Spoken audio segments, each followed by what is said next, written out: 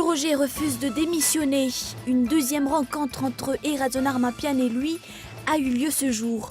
Le palais Diavelou est en effervescence. Des milliers de personnes des bas quartiers doivent quitter leur domicile. L'eau va continuer de monter, annonce le bulletin de l'APIPA. La perturbation tropicale qui se forme dans le canal de Mozambique pourrait s'intensifier et entrer en terre dans les jours qui viennent. Dans une vidéo publiée sur Internet, Amédi Koulibaly prête allégeance à l'organisation de l'État islamique et revendique l'attentat de Montrouge.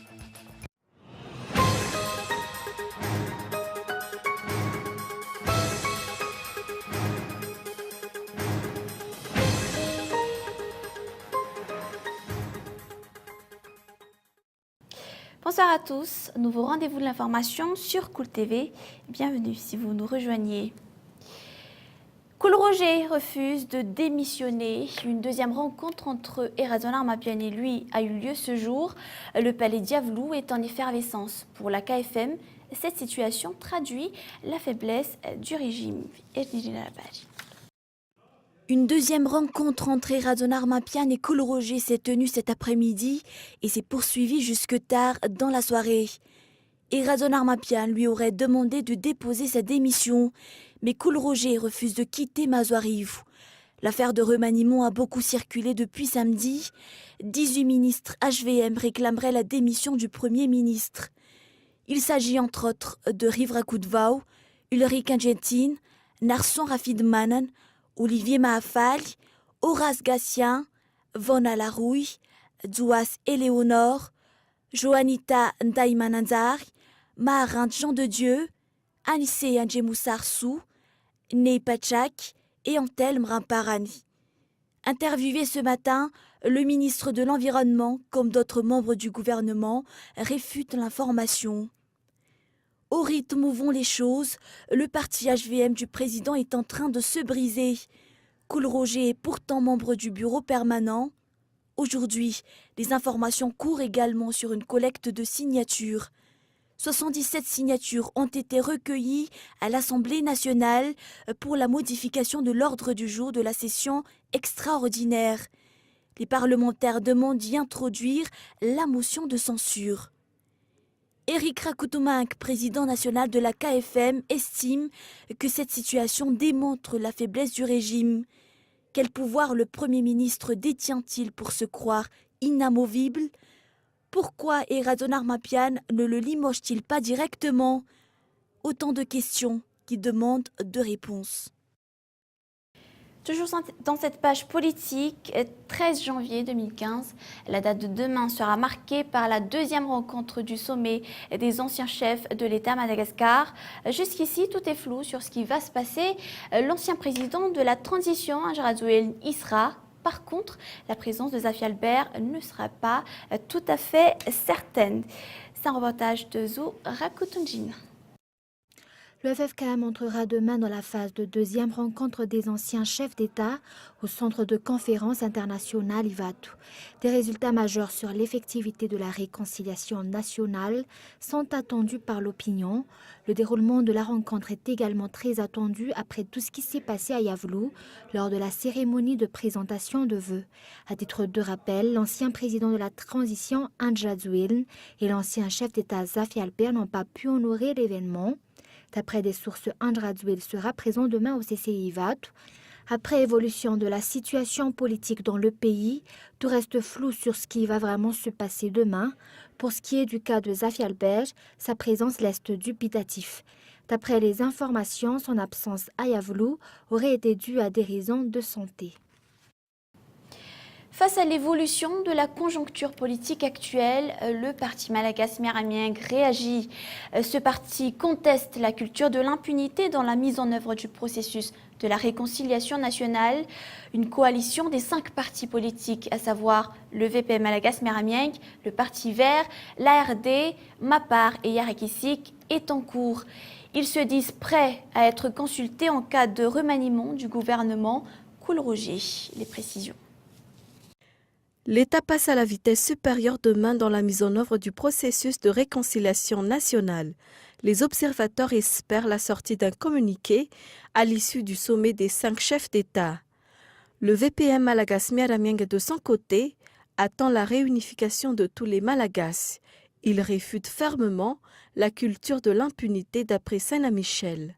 Même s'il n'a pas encore été consulté jusqu'à ce jour, le VPM Malagas Miaramieng se dit prêt à proposer le nom d'un candidat potentiel. Une alliance entre les partis verts, Alliance pour la restauration de la démocratie de Jean-Louis Robinson et Mapar El Anjradzuel ainsi que Yarakisik est en cours afin d'acquérir la majorité à l'Assemblée nationale selon Laurent Ramarsan. Conformément à l'article 54 de la Constitution, le nom du Premier ministrable devra être proposé par un groupe ou parti politique et non par un rassemblement de députés. Des sources révèlent que l'actuelle présidente de la Sénite, Atala Béatrice, vise le palais de Mazoarive. Des réunions secrètes sont organisées par-ci et là. Si elle devient Premier ministre, l'organisation des communales fera nombre de polémiques. L'avenir du pays est entre les mains du président Radon Armapian. Et en bref, le nouvel ambassadeur des États-Unis à Madagascar est actuellement dans nos murs. Il sera reçu demain par la ministre des Affaires étrangères avant de présenter à Yavlou, au président de la République, ses lettres de créance. Et on passe à un autre sujet. Des milliers de personnes des bas quartiers doivent quitter leur domicile. L'eau va continuer de monter et c'est ce qu'annonce le bulletin de la PIPA. La perturbation tropicale qui se forme dans le canal de Mozambique pourrait s'intensifier et entrer en terre ferme dans les jours qui viennent. Les avis d'alerte persistent pour les zones à risque. C'est un reportage de Lily Rabiat. L'échelle d'Iqube au niveau d'Anoussat et celle de Bevmang affichent une légère baisse des eaux ces dernières heures. Une diminution respective de 0,05 m et de 0,08 m ont été relevées par la PIPA. Mais le niveau de l'eau risque de monter dans les jours qui suivent. La perturbation tropicale qui se forme dans le canal de Mozambique risque de gagner en intensité et de devenir un cyclone tropical, indique le service de la météorologie.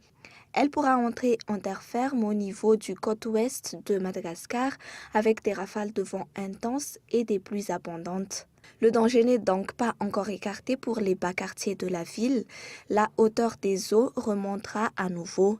Des milliers de personnes doivent quitter leur habitation au risque de couler sous les eaux. Selon le directeur général de la PIPA, les zones situées sur l'altitude de 1249,50 sont les plus vulnérables. Il s'agit entre autres du quartier des 67 hectares et de ses environs immédiats. Le taux de la hausse des salaires n'est pas encore fixé. La révision attend la rencontre entre les représentants des syndicats, des employeurs et de l'État. Vendredi, Razon Armapian a annoncé la hausse de 7% du salaire des fonctionnaires. Ce taux est revu à la baisse par rapport à l'année 2014. Reportage. Le syndicat Ficémaré réclame une hausse de 300% du SMIG. La grille indiciaire appliquée actuellement ne suit pas la flambée des prix dans les marchés. Pour cette année, la révision des salaires du secteur privé attend la rencontre tripartite entre les représentants des salariés, de l'employeur et de l'État. D'après Lalor Assoumana-Nour, secrétaire général du syndicat Ficémaré, les employés du secteur privé réclament une hausse de plus de 7%. La hausse des salaires du secteur public ne répond pas aux difficultés de la conjoncture économique actuelle. Ramanchnyun Samuelson, directeur général de l'emploi et des lois sociales, affirme que la révision du salaire des employeurs du secteur privé ne suive pas obligatoirement la tendance du secteur public. La fixation du taux dépend de la capacité financière des sociétés. La hausse doit également toucher les entreprises franches. Dans son allocution, le président Razon Armapian annonce une hausse de 7% des salaires pour les fonctionnaires. Si ce taux suit la hausse du taux d'inflation prévue pour cette année, la prochaine révision du prix des carburants à la pompe n'a pas été considérée. Et voilà, on passe aux actualités international, on vous le disait en titre, Amédi Koulibaly a revendiqué l'attaque qui a coûté la vie à une policière jeudi à Montrouge en se réclamant de l'organisation de l'État islamique dans une vidéo postée sur Internet. Cet homme s'exprimant face à la caméra dit être sorti contre la police, tandis qu'un texte incrusté dans le montage l'identifie comme Amédi Koulibaly et précise qu'il a notamment tué une policière à Montrouge et aussi commis vendredi l'attaque de la supérette cachère de l'Est de Paris. C'est un reportage de France 24. Les frères Kouachi, Amédi Koulibaly et peut-être un ou plusieurs complices. Pour les enquêteurs, la traque se poursuit. Il y a évidemment encore non seulement des menaces, mais liées à ces actes, à ces attaques, il y a bien évidemment encore des pistes qu'il faut explorer, des arrestations, des gardes à vue ont eu lieu. Nous considérons qu'il y a effectivement, probablement, d'éventuels complices. L'enquête se concentre sur Amédi Koulibaly et cette vidéo de revendication postée dimanche sur Internet. Elle y fait mention de la prise d'otage porte de Vincennes vendredi. Les policiers estiment donc que le document a été posté par un tiers. D'autre part, les enquêteurs s'intéressent à l'agression d'un jogger mercredi dernier à Fontenay-aux-Roses. Un pistolet Tokarev y a été utilisé, le même retrouvé au domicile d'Amédi Koulibaly. Ce dernier avait-il un complice ? Pour l'heure, les enquêteurs n'ont pas la réponse. Les armes, la police en a retrouvé un arsenal, l'équivalent de 7 000 € chez les frères Kouachi, 6 000 € pour Koulibaly. La question de leur financement est posée. Dernière zone d'ombre, où se trouve la compagne d'Amédi Koulibaly, Hayat Boumedienne. Un avis de recherche a été lancé contre elle pour connaître son rôle dans l'attaque de Montrouge. La jeune femme ne serait plus en France. Les autorités turques affirment qu'Hayat Boumedienne est actuellement en Syrie. Elle s'y serait rendue via la Turquie le 8 janvier dernier, soit le lendemain des attaques à Charlie Hebdo. Une équipe de plongeurs de la marine indonésienne a récupéré ce lundi au matin l'enregistreur des paramètres de vol de l'Airbus AirAsia qui s'est abîmé il y a 2 semaines en mer de Java avec 162 personnes à bord. Le second enregistreur, lui, a été localisé. C'est toujours un reportage de France 24. Une avancée significative pour les autorités indonésiennes. L'enregistreur de vol de l'avion d'AirAsia a été récupéré par les équipes de recherche. Une première partie des boîtes noires retrouvée à 30 mètres au fond de la mer de Java. À 7h11 ce lundi matin, nous avons réussi à remonter à la surface l'enregistreur de vol de l'appareil. La deuxième partie des boîtes noires a aussi été localisée. Elle contient l'enregistrement des conversations dans le cockpit. Pour le moment, les plongeurs n'ont pas encore réussi à l'extraire des débris de l'appareil. Samedi, c'est la queue de l'avion qui est remontée à la surface. Les autorités pensent y retrouver les précieuses boîtes noires. Leur signal ne sera finalement détecté que dimanche par la marine indonésienne. Les enregistreurs doivent fournir des informations sur la vitesse de l'avion, la température du moteur et les conversations entre pilote et copilote. En d'autres termes, elles doivent apporter des réponses sur le crash du vol 8501. Avant de nous quitter, un récapitulatif de ce qui a été vu dans ce journal. Koul Roger refuse de démissionner. Une deuxième rencontre entre Eradon Armapian et lui a eu lieu ce jour. Le palais Diavelou est en effervescence. Face à l'évolution de la conjoncture politique actuelle, le parti Malagas Miaramieng réagit. Ce parti conteste la culture de l'impunité dans la mise en œuvre du processus de la réconciliation nationale. Pour cela, une coalition des 5 partis est en cours dans le VP Malagas Miaramieng, le MAPAR, le Parti Vert, l'ARD et le parti Yarakissi. Enfin, on a vu aussi dans ce journal que des milliers de personnes des bas quartiers doivent quitter leur domicile. L'eau va continuer de monter. C'est ce qu'annonce le bulletin de la PIPA. La perturbation tropicale qui se forme dans le canal de Mozambique pourrait s'intensifier et entrer en terre ferme dans les jours qui viennent.